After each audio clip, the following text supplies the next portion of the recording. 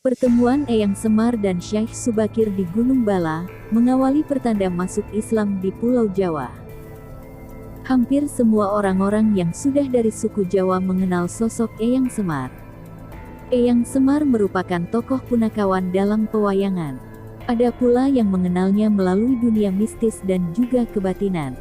Namun generasi sekarang banyak yang tidak tahu mengenai Semar yang dikatakan sebagai pamomong tanah Jawa itu. Dalam cerita wayang, Eyang Semar dikatakan sebagai tokoh asli Indonesia karena tidak ditemukan dalam cerita Mahabharata ataupun Ramayana dari India. Lantas apakah sama antara Eyang Semar dan juga Eyang Ismoyo yang makamnya ada di Gunung Tidar? Menurut sejarawan Profesor Dr. Slamet Mulyono, tokoh Semar pertama kali ditemukan dalam karya sastra zaman Kerajaan Majapahit yang berjudul Sudah Malah. Selain dalam bentuk kakawin, kisah Sudah Malah juga dipahat sebagai relief dalam Candi Sukuh yang berangkat tahun 1439. Asal-usul Semar juga memiliki beberapa versi. Namun semua percaya Semar sebagai dewa turun dari langit dan menyatu dengan kehidupan manusia. Semar memiliki tugas membimbing untuk memiliki budi pekerti dan menjunjung tinggi kebenaran. Karena tugasnya, Semar juga disebut sebagai Dewa Bagonging Satrio Sinamar Mardadi Kawulo atau Dewa Pengasuh Kesatria yang menyamar sebagai hamba, seperti dikisahkan dalam kitab-kitab Manikmaya Anda dan Paramayoga. Dalam naskah Purwacarita dikisahkan putra Sang Hyang Menang yang bernama Sang Hyang Tunggal menikah dengan Dewi Rekatawati. Sepasang suami istri tersebut melahirkan putra berupa sebuah telur ajaib yang melesat ke hadapan kakeknya, yaitu Sang Hyang Menang. Oleh sang kakek, telur ajaib tersebut disabda cipta menjadi 3 zat hidup yang bersifat dewa.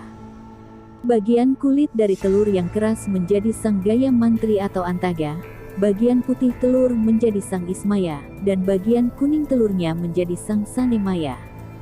Dalam sebuah sayembara, memakan gunung Sang Gaya Mantri dan Sang Ismaya kalah melawan Sang Manikmaya, sehingga mereka berdua harus turun ke Arcapada untuk menjadi pengasuh manusia-manusia keturunan Sang Manikmaya. Di Arcapada Sang Gaya Mantri atau Antaga beralih rupa dan nama menjadi Togok yang mengasuh manusia-manusia yang bersifat serakah.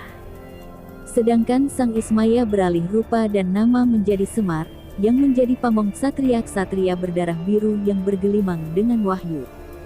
Togok dikisahkan selalu gagal membujuk majikan untuk bersikap dan berbuat baik dan benar.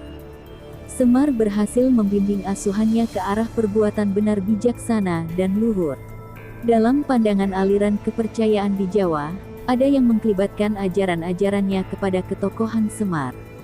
Dalam pengembaraan spiritual mencari tempat Sangkan Paraning Dumadi, sebagai orang Jawa secara spiritual sempat bertemu dengan tokoh Semar. Hal ini karena pengaruh mitologi dunia pewayangan yang cukup berpengaruh dalam menciptakan kerangka pemikiran mistis orang Jawa. Sisa-sisa faham animisme dan dinamisme juga sangat berpengaruh terhadap keyakinan ini sehingga muncul pemahaman Semar adalah nenek moyang orang Jawa purba, yang rohnya telah menjadi danyang yang mengawal kawasan Pulau Jawa dan seluruh Nusantara berikut penghuninya sampai akhir zaman nanti. Oleh karena itu, dia ada kemungkinan untuk bisa dan terus hadir pada siapa saja, kapan saja, dan di mana saja. Di daerah Magelang, sejarah awal masuknya agama Islam ke tanah Jawa juga tidak terlepas dari kisah legenda yang ada di tengah masyarakat daerah ini, yaitu peran ulama Syekh Subakir, Syekh Jumadil Kubro, Syekh Maulana Maghribi dan kerabatnya yang bertemu dengan Ki Semar atau Eyang Semar di puncak sebuah gunung. Menurut riwayatnya, sebelum pusaka kalimat syahadat ditanam di puncak Gunung Bala, Syekh Subakir bermusyawarah dengan Kiai Semar di sebuah gunung. Di puncak gunung inilah peti tempat menyimpan dan membawa pusaka kalimat syahadat itu dibuka, yang dalam bahasa Jawa berbunyi seperti ini, peti ini diudar. Tempat membuka peti itu kemudian dinamakan Gunung Tidar.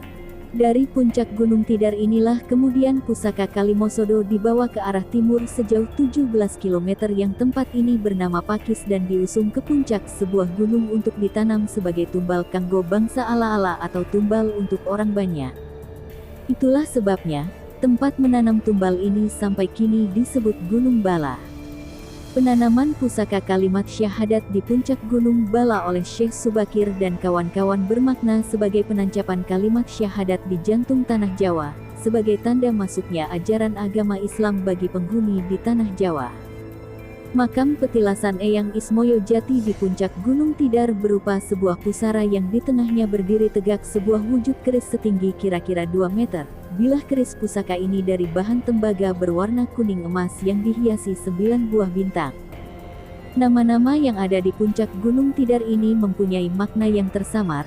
Sebutan Eyang maknanya eling pondo sembah yang artinya ingat untuk melakukan salat. Ismoyo maknanya ojo podo semoyo atau jangan menunda. Sedangkan kata jati artinya kabe ono jati dirimu, yang artinya semua ada pada jati dirimu. Sedangkan kata semar maknanya adalah siro eling marang Allah dan Rasul artinya kamu ingat kepada Allah dan Rasul. Di pucuk Tugu Pasir Tanah Jawa yang berada di tengah lapangan di puncak Gunung Tidar, ada tulisan aksara Jawa 3 buah yaitu sa atau so. Ini maknanya sopo salah seleh, artinya barang siapa yang bersalah akhirnya akan ketahuan.